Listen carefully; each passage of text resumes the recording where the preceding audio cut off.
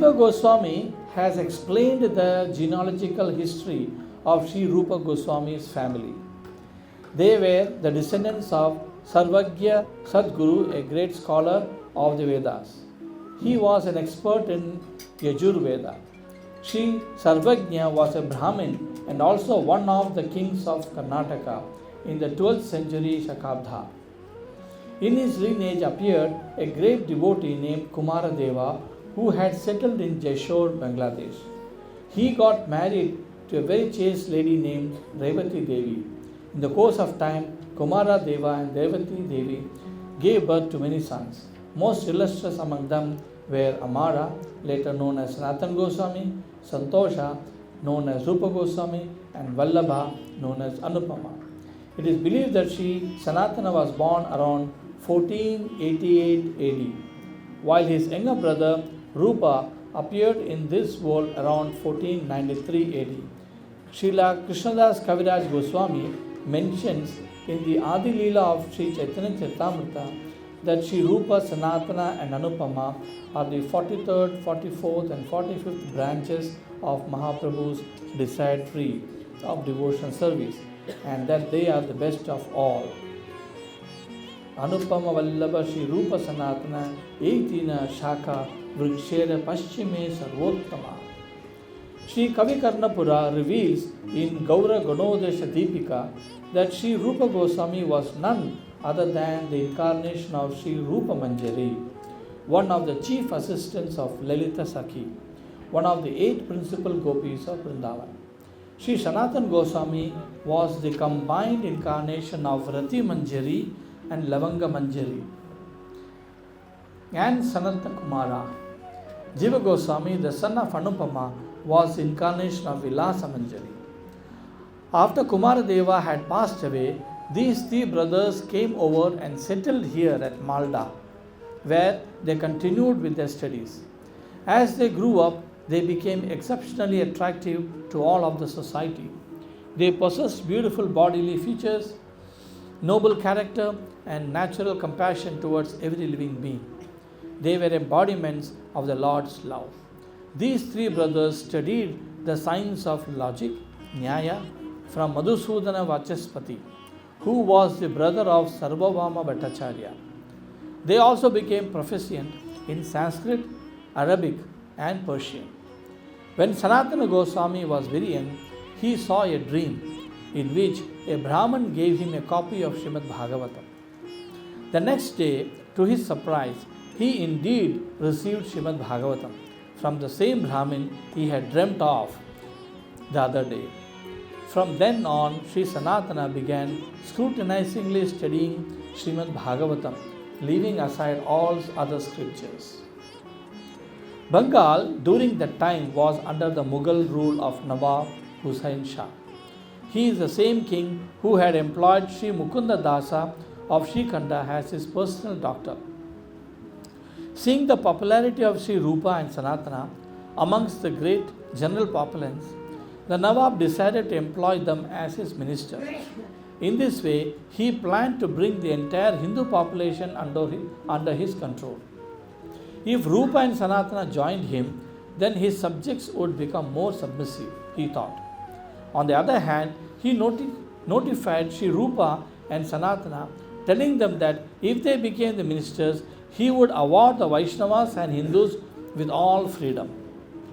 Instead, if they did not accept his proposal, then he would torture and prosecute the masses.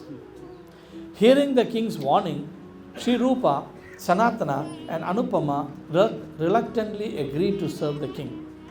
Their service was so exemplary that Sri Sanatana Goswami was made the Prime Minister of Bengal and Rupa Goswami was made the Home Minister.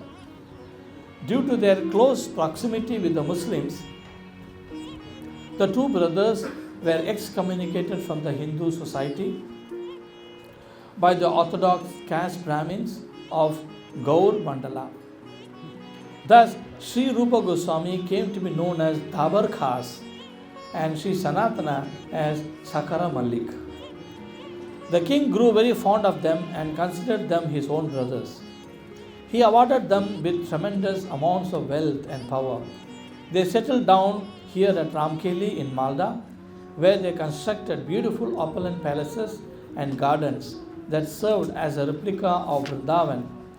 Being pure devotees, Rupa and Sanatana always lived in the mood of separation from the Lord and his abode.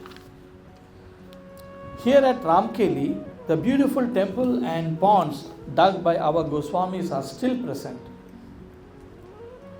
The beautiful deity of Sri Madana Mohana was installed by them over here continues to accept their humble services till this day.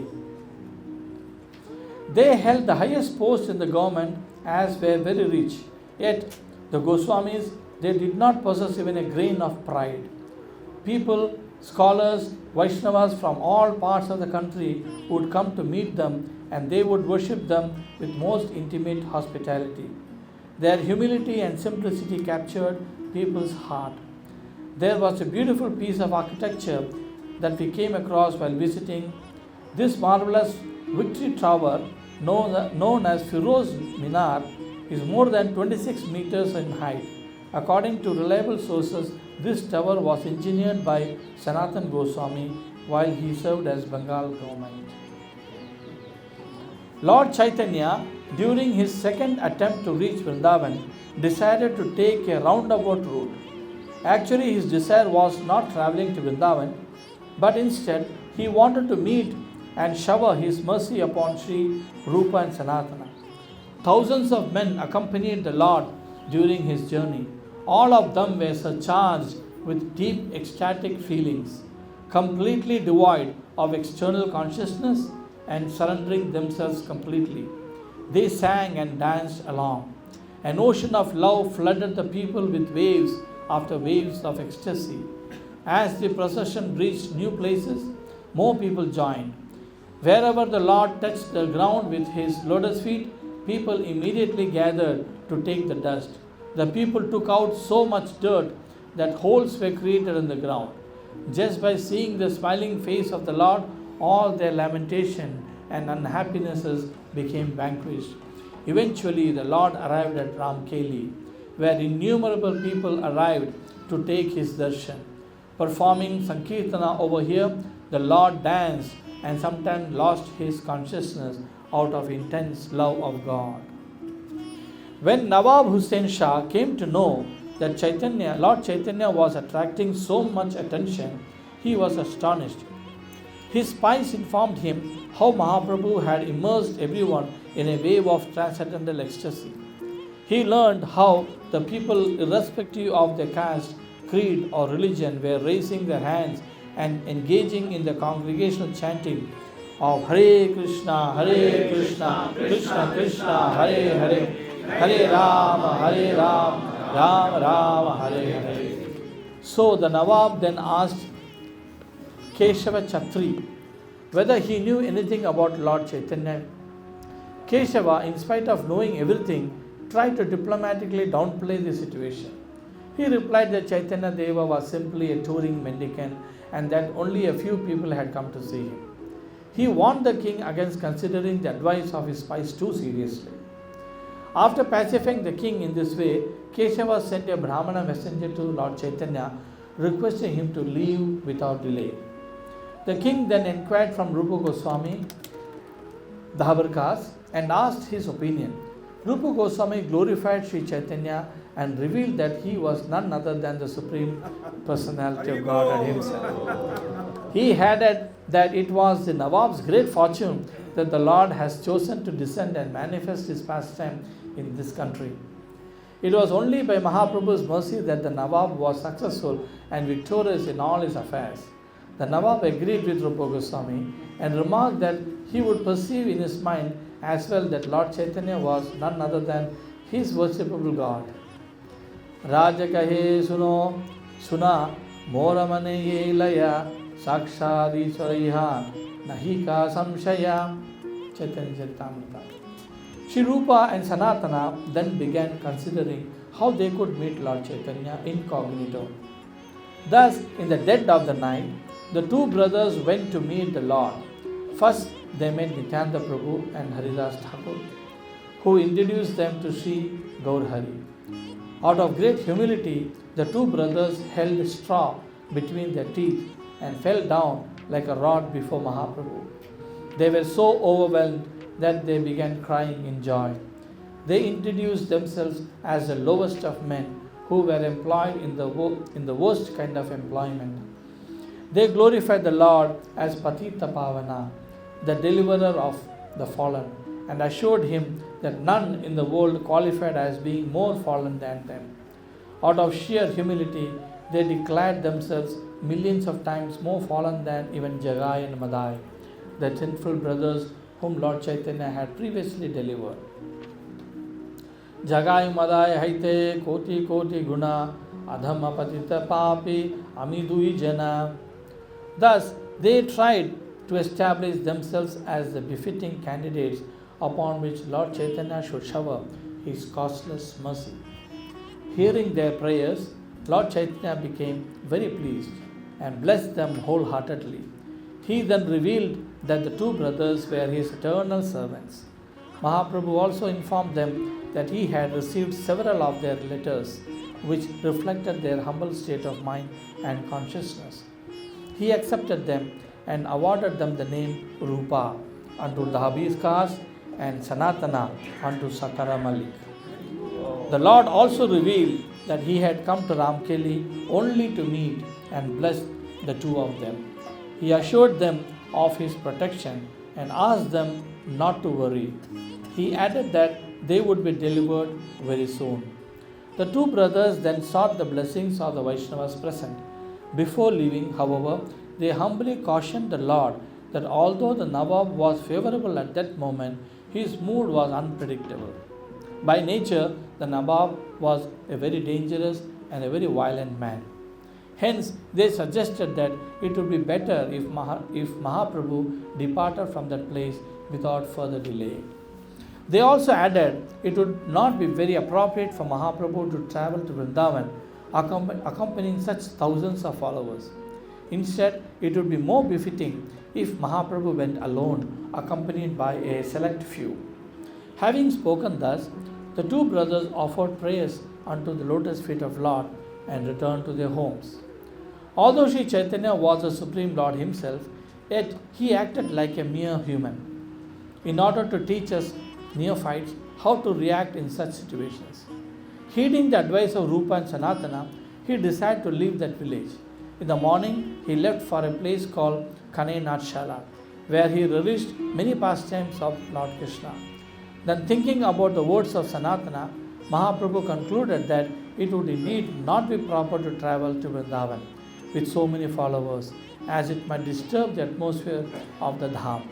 Thus, he decided to return to Jagannath Puri. On returning to Puri, the Lord disclosed to his intimate associates how he had bestowed his most intimate mercy upon Rupa and Sanatana, owing to their humility and pure devotional qualities. Rupa Goswami took all his treasures and loaded them into a boat. He and his younger brother Anupama left for their ancestral home at Fatehbar, presently in Bangladesh, where they distributed all their wealth. He appointed a Brahmana to perform auspicious ceremonies so that they might obtain the shelter of Mahaprabhu. Of his wealth, he gave 50% charity to the Brahmanas and Vaishnavas and 25% to his relatives. Srila Prabhupada highly glorifies and hails this as a perfect example of how one should divide his money and retire from one's household life. He also deposited 10,000 gold coins with a grocer in order to help Sanatana Goswami to escape. Sri Rupa Goswami kept 1/4 of his wealth aside with a respectable Brahmana for his personal safety and emergencies. Srila Rupa Goswami then set out with two men to find out where Mahaprabhu would be when Mahaprabhu would be leaving for Vrindavan from Jagannath Puri. The men came back with news that Lord Chaitanya had already left. Sri Rupa immediately wrote a letter to Sanatana Goswami informing him of the news. He also added that he and Anupama were living immediately from Vrindavan and asked Sanatana Goswami to set off as well. He also informed his elder brother that he had left 10,000 gold coins with a grocer to help him escape. Meanwhile, Sanatana Goswami stopped going to the office and would just remain at home reading and chanting Srimad Bhagavatam all day in the assembly of devotees.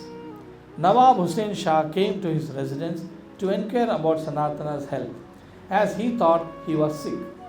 Seeing that he was perfectly fit, the Nawab asked Sanatana to assist him in attacking the province of Orissa. Sanatana Goswami refused to obey the order of the king and expressed his desire to retire from service instead. The king became enraged and ordered Sanatana's arrest. Using the money that Rupa Goswami had kept for him, Sanatana Goswami managed to bribe the jailer and somehow escaped. The jailer was initially reluctant to release him, but 7,000 gold coins were enough to change his decision. On being released, Sanatana immediately crossed over the Ganges and fled. He passed through hilly terrains and spent the night at a small hotel on his way to Benares. The hotel owner, knowing that Sanatana's servant Ishan had 8 gold coins in his possession, wanted to murder both of them and take away the money. Sanatana Goswami, however, could guess the evil plans of the hotel owner and voluntarily offered him the coins and sought his help to safely reach his destination. Thus, the owner helped them cross the hilly tract and proceed towards Varanasi. The two brothers, Rupa and Anupama, meanwhile met with Sri Chaitanya Mahaprabhu at Prayag, Allahabad. The two of them had straws between their teeth and surrendered themselves at the lotus feet of the Lord. Lord Chaitanya embraced the two brothers and placed his feet upon their head. It was here at Prayag, at the Dwadashamedha Ghat, Dashashvamedha Ghat, that Lord Chaitanya had instructed Sri Rupa Goswami for 10 days, empowering him in the philosophy of devotional service.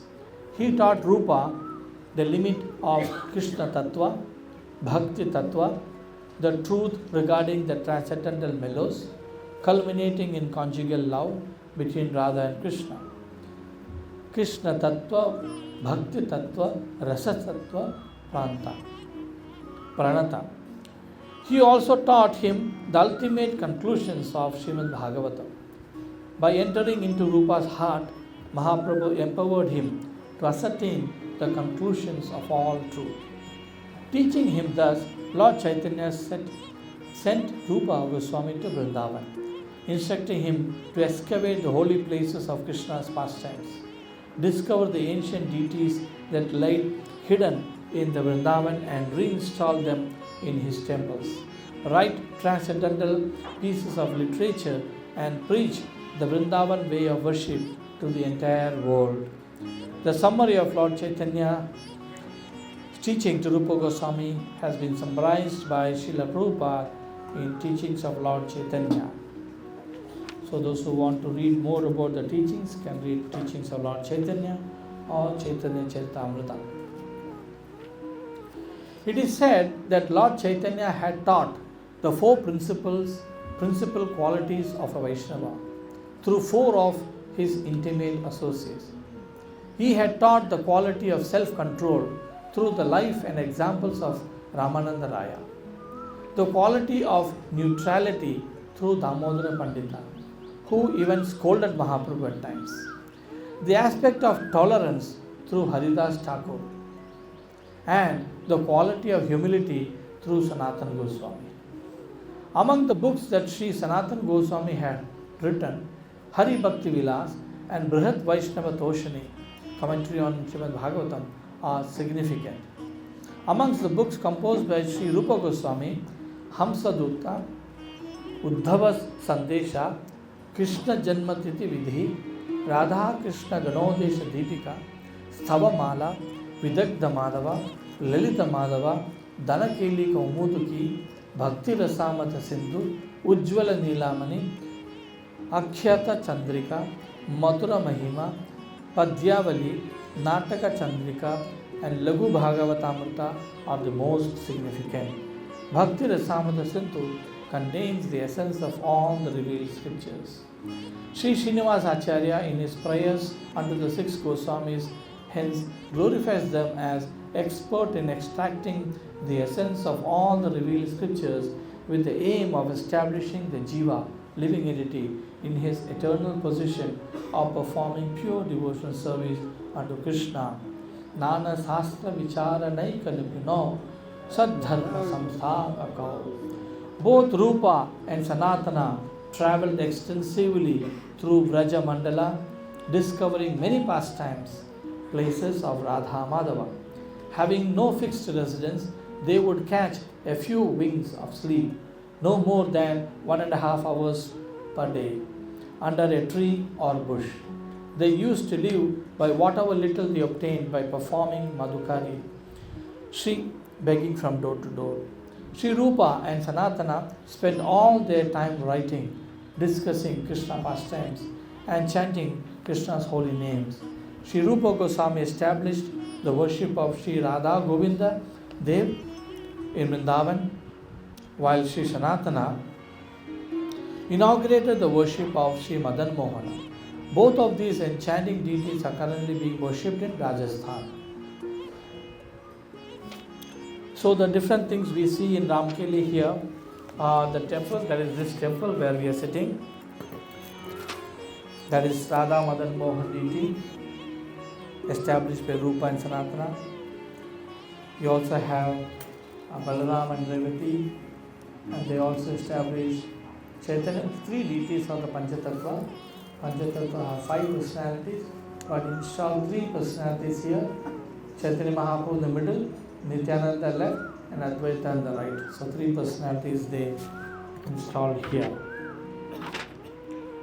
There is the scaly Kadamba tree under which Chaitanya Mahaprabhu met Rupa and Sanatana. And there is a small temple and then shrines of Gaura Hari's lotus feet. There is Rupa Sagar, a large pond excavated by Sri Rupa Goswami, we will see here. There are also 8 sacred ponds little far away around this place. Just outside the temple gate is a beautiful deity of Lord Chaitanya that had been installed over here by Jiva Goswami. The dancing hall surrounding this temple has been renovated and restored to its health with help of. Here also Bhaktivedanta Swami Charitable Trust has given money to renovate this temple, Srila Prabhupada's trust. There is also the prison house where Sanatana Goswami was imprisoned by the Nawab. Then there is also a little away Firoz Minar, which was constructed by Sanatana Goswami.